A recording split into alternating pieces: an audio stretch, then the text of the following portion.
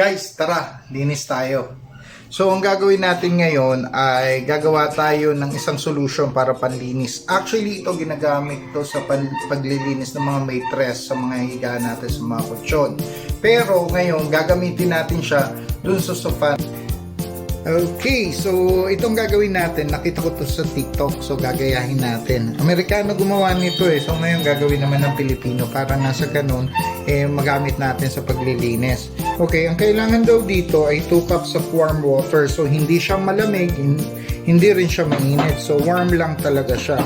So ito, meron tayo ditong warm water, so mga 2 cups daw yan. 1.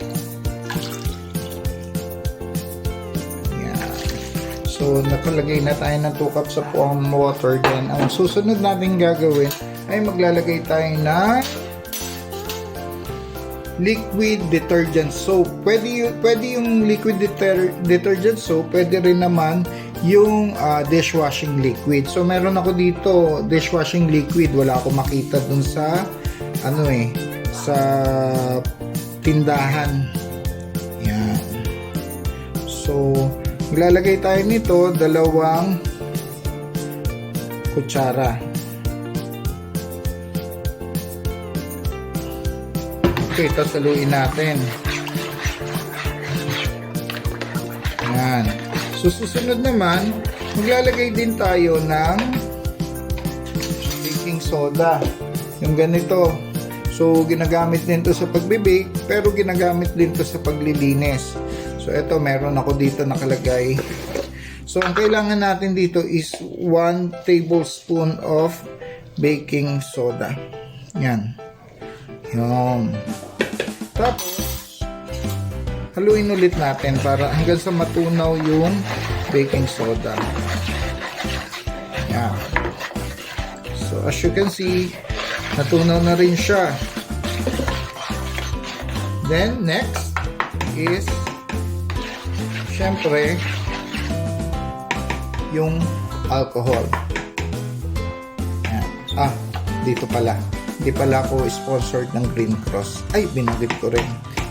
So, pwede kayong gumamit ng 40%, pero pwede rin kayong gumamit ng 70 to 90% ng alcohol.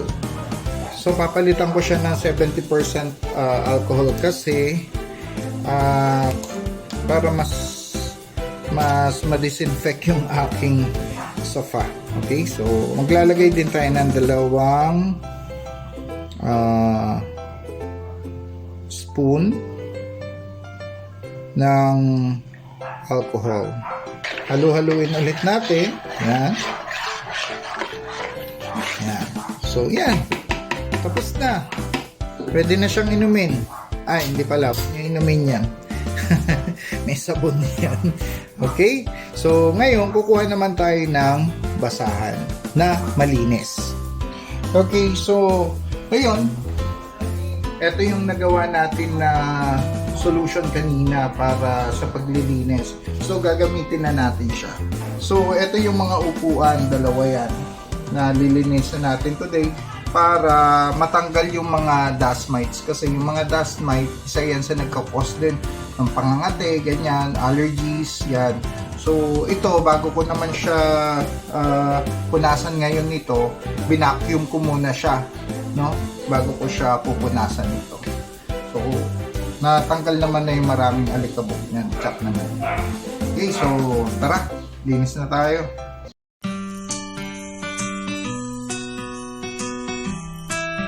Yung totoo nito, ginagamitan din siya nung takip. Pinapasok siya na ganun, tapos gagamitin mo pagkama. Kaya lang dito kasi, kaya hindi ko siya ginagamit kasi masyadong tawag dito, may design siya. So pag yung nilagyan ko to ng takip, tapos ginano ko, hindi rin pupunta sa mga gilid. So ito lang yung gagamitin ko para makuha pa yung mga dust mites.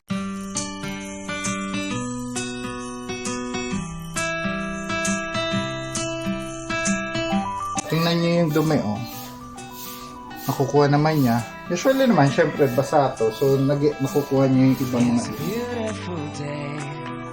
Yan. Tapos na tayo sa isa. Yun naman isa.